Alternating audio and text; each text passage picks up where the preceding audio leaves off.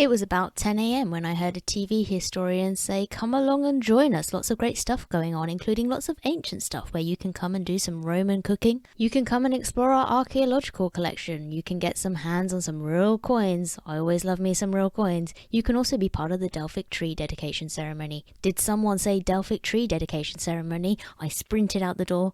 No, that's not what happened. I'm autistic. I like to plan everything down to the last detail. So I looked up the schedule for this festival, planned exactly what sessions I wanted to go to and at what time and how to get there. And then I sprinted out the door because this event was starting at 12 and clearly some time had passed and I only do something spontaneous once a month. It was now or never, and I arrived to find that the opening ceremony was thankfully running over and was still going, which meant that there was still free Prosecco flowing as well. Was this a TV studio? Was it a museum? No, I'll let you know later where I was exactly. First of all, you do want to orient yourself, so I did take a tour of this brand new building that had just been opened. I'm a bit of an architecture nerd anyway, but crucially, if an event is going to be offering free food and drink, you've got to find out, first of all, where all your refreshments for the day are going to be. There were live performances going on inside and out all day long too, so there was a band stage outside and a cappella singing indoors and dance performances. But as Professor Michael Scott had pointed out, while I was rushing through my present, this is a great place to explore the past. So first of all, I headed to the Antiquities Showcase. They had a whole collection there of pottery going back to the 5th century BC. Couldn't you just go to a museum for that? Well, not all museums are free, but also you could actually handle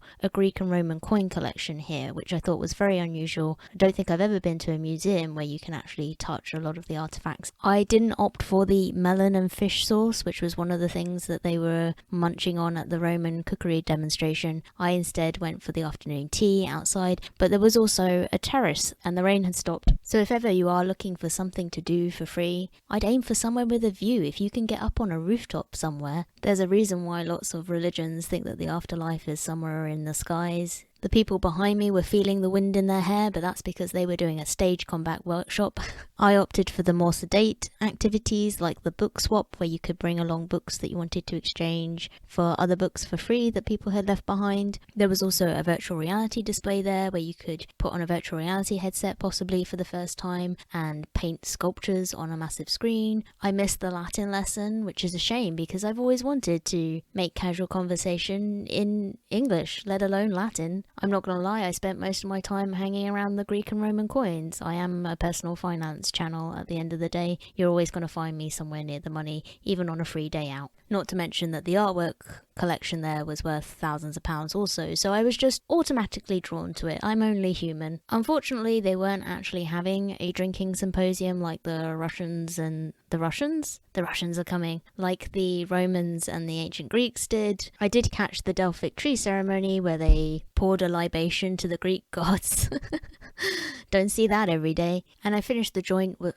The joint? There were no joints, not even gin joints. I finished the jaunt with a walk through the trees, which was just as chill as some joints, I imagine. And I took a look at the art centre. Now, the caveat to not spending any money on this event was that I did actually have to travel to get there. So I was, if you haven't guessed already, at a university. And you could attend whether you were a student, alumni, member of the public. So my travel wasn't free because I did have to buy a train ticket and I did take a bus as well, although the cost of the bus was cancelled out by what I saved by not being at home. At the moment, with the cost of electricity and gas, it's costing easily £2 a day just to exist at home. Although I did do an instalment recently about how I've managed to save money there, even so, at a point where I didn't think it was possible to save any more money on energy. And obviously I didn't spend anything on food and drink. I even threw my morning coffee in a flask when I ran out the door. Not at the same time, that could have got quite messy. But if you do live near a university or a college, I would definitely take a look at their events. Perhaps they won't be having a grand opening of a building on a very regular basis, but they definitely have an events program through the year. And even so, if the only thing that you have to pay for is the travel, if you don't have a university or college in the same town as you, then I still think it's a really good value day out if you don't have a lot of other free attractions near you. And I did get to chat to someone whose documentaries I've been watching on TV. And that felt really good because you know what? Quite often when we're looking to spend money or save money, what we think we're doing is trying to obtain a product or service, but actually what we're trying to do is feel a certain way. And I felt alive. Maybe it was the trees from Delphi, or the wind in my hair on the terrace, or perhaps I just shouldn't have had a glass of Prosecco at 12 o'clock before eating anything. But there was a great atmosphere, people were happy, we were in a place of learning. It felt like a place of possibility, which is really how a university should feel. I think it's a bonus gift that even if you're not studying at the university or planning to study there, that you too could go there and feel like life is full of potential also. I definitely didn't realise that because they use the artifacts for teaching that they basically have a collection on the same level as a museum. So if you don't have a museum near you or a free museum, see if you've got a university near you instead, because they might have a museum collection. Let me know what you discover, or if you have any tips of your own for how to have an unusual day out without breaking the bank.